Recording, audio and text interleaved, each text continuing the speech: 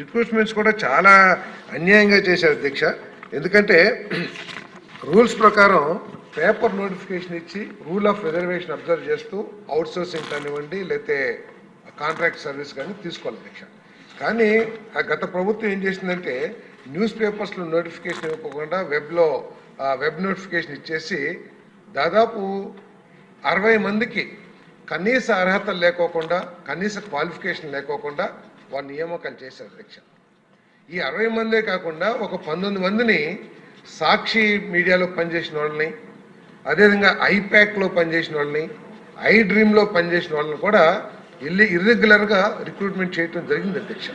So వీటన్నిటి మీద కూడా తప్పుకోకుండా చర్యలు తీసుకుంటామని చెప్పేసి కూడా నేను మనవి చేస్తాను అధ్యక్ష. మరి విజిలెన్స్ రిపోర్ట్ ఏదైతే ఇచ్చారో ప్రాథమికంగా దాని మీద తప్పకుండా డిపార్ట్మెంట్లో ఎంక్వైరీ, ఎందుకంటే సిఐడి ఎంక్వైరీ పెండింగ్లో ఉంది కాబట్టి ప్రాథమిక ఆధారంగా తప్పకుండా బాధ్యులైన అధికారుల మీద చర్యలు తీసుకుంటూ కూడా జరుగుతుంది అధ్యక్ష.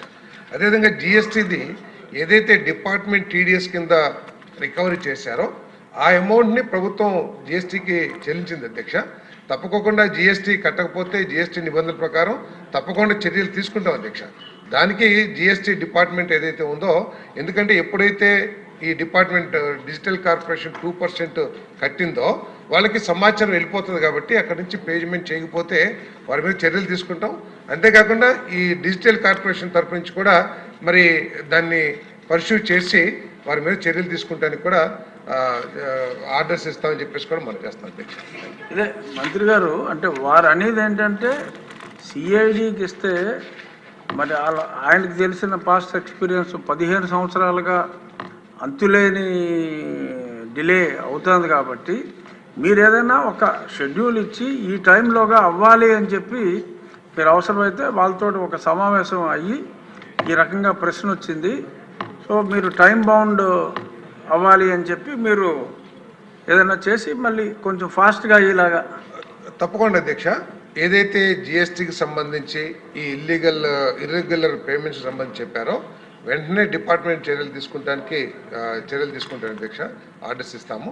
అదేవిధంగా జిఎస్టీ పేమెంట్స్కి సంబంధించి ఏదైతే గౌరవ సభ్యులు ఏమైతారో అవసరమైతే జిఎస్టీ సంబంధిత అధికారులతో కూడా మాట్లాడి వాళ్ళు పేమెంట్ చేసింది లేనిది అవన్నీ కూడా ఎంక్వైరీ చేసి వారి మీద కూడా చర్యలు తీసుకునే విధంగా అవసరమైతే రికవరీ చేయడానికి ఏదైనా అవకాశాలు ఉంటే ఆ ప్రొసీడింగ్స్ కూడా స్టార్ట్ చేస్తాం అధ్యక్ష. కానీ ఏదైనా కానీ ఫైనల్ యాక్షన్ తీసుకోవడానికి సిఐడి రిపోర్టు అనేది కావాల్సిన అవసరం ఉంది. ఎందుకంటే డీజీ గారే సిఐడి ఎంక్వైరీకి ఆదేశించారు కాబట్టి, సూచన చేశారు కాబట్టి ఆ రిపోర్ట్ ఇచ్చిన తర్వాత కరెక్ట్ విజిలెన్స్ వాళ్ళు సిఐడికి చెప్పి సిఐడి వాళ్ళు ఇంకో పోలీస్కి అప్పుడు చెప్పి ఇది ఇట్ కాంట్ గో ఆన్. అంటే ప్రాథమికంగా ఏదైతే చెప్పారో విజిలెన్స్ రిపోర్ట్లో దాని మీద చర్యలు వెంటనే ప్రారంభిస్తారు.